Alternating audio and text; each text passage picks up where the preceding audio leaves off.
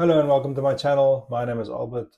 I'm a Boeing 747 captain, and on this video on how to fly a real Boeing 747, I'm going to take you through the whole pushback procedure, the engine start procedure, all the way up until the aircraft is ready for taxi. So sit back, relax, and let's get straight into it.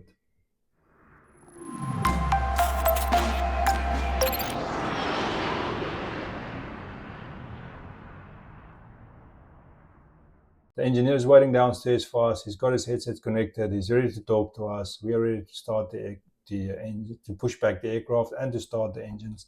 So let's get into it. So first we'll talk to him. We'll ask him if it's safe to pressurize the aircraft. We'll say confirm all the doors are closed and can we pressurize the aircraft. He will then confirm all of those doors are closed and locked.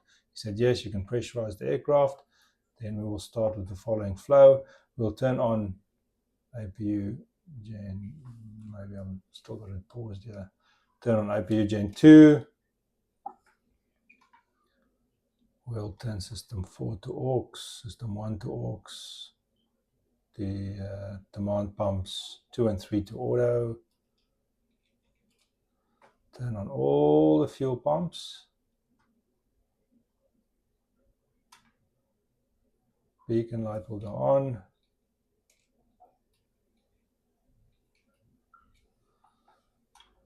Transponder. Go to Alt. And we'll do a recall. We'll see, there's a transponder on Alt.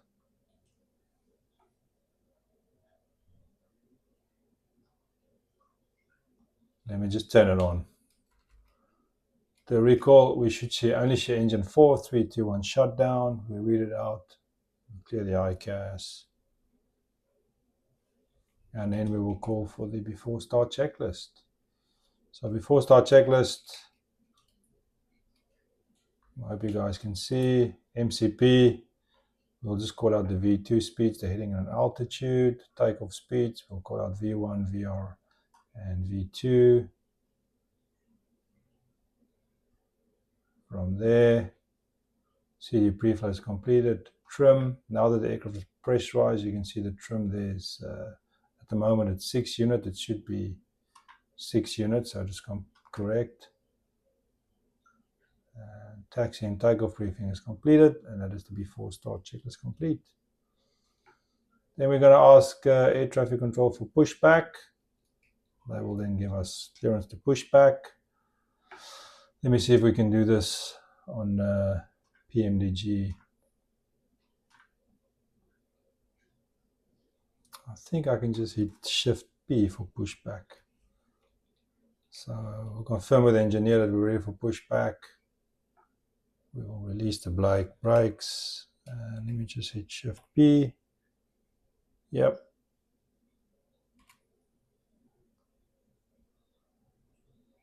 Maybe the engineer is just waiting for the aircraft to pass behind us. I mean the trucks.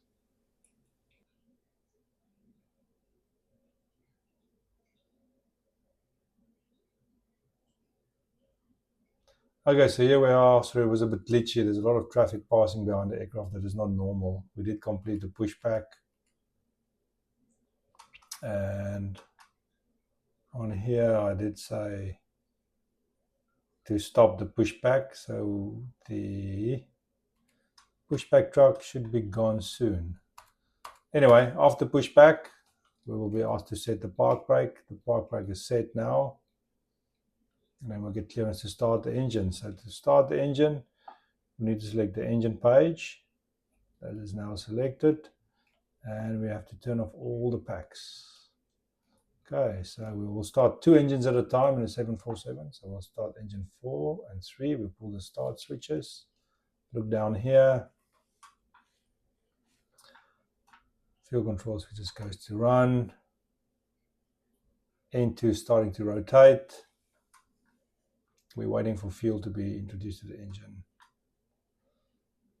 Sometimes the GE engines, they spool up first just to make sure that the shaft is nice and straight before it introduces fuel.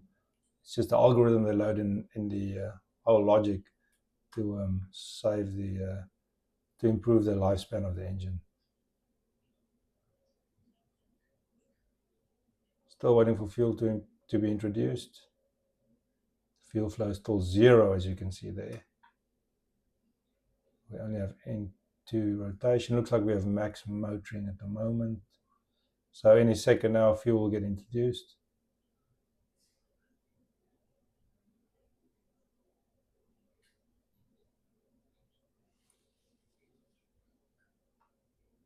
Okay, there's the fuel. We have light off.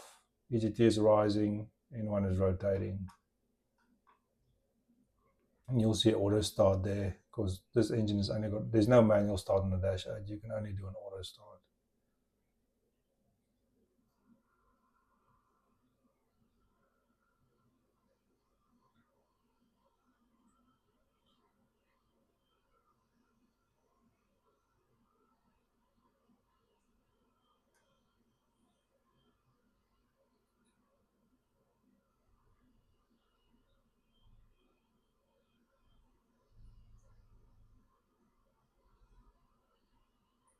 Okay, there you go. Engine's running.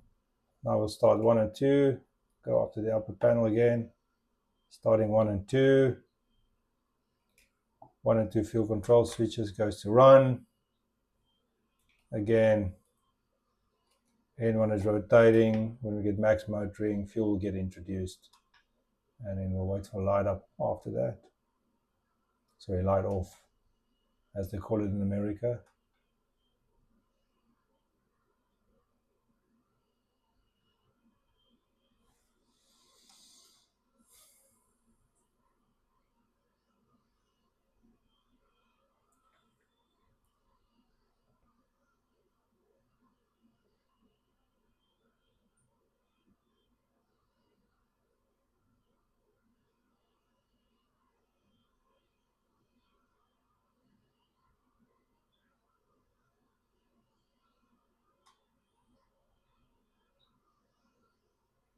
Okay, getting close to max motoring now. Any second now, fuel will get introduced.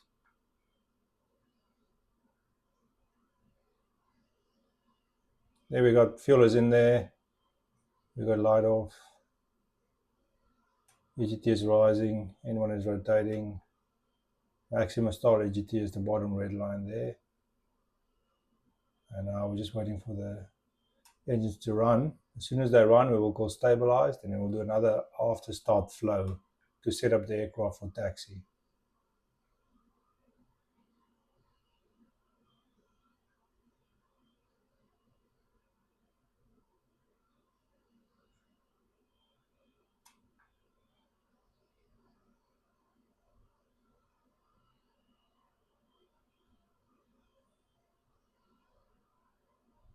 Okay, running. Looks like everything is nice and stable. Temperatures and pressures. So we'll call stabilized. After the engine is running, we can now turn off the APU, so we don't need it anymore. Okay, hydraulics, all of them goes to auto. Fuel panel, make sure it's still set up correctly. Engine eyes, decide if you want to turn them on or off now. Packs, turn all the packs on. And then we're going to look at our Boeing OPT tool and see what flap selection we need to do. Flaps 20 for takeoff today. We'll select flaps 20 and we'll do a recall. Make sure the ICAS is clean. And then we will talk to the engineer. We'll tell him we can start as complete is clear to disconnect. He will walk off most probably to the left. We'll look for the pin and the wave off. And then after that, we will do the before taxi checklist. Let's bring that up. Before taxi checklist, anti-ice, it's auto today. Recall we've checked. Flight controls. We will check that in the taxi actually. My company's checklist is a bit different. And then ground equipment is clear. I'll make sure it's all clear. That's a before taxi checklist complete. Then, after we get the taxi instructions, we will turn on the turn off light and the taxi light. And now we are ready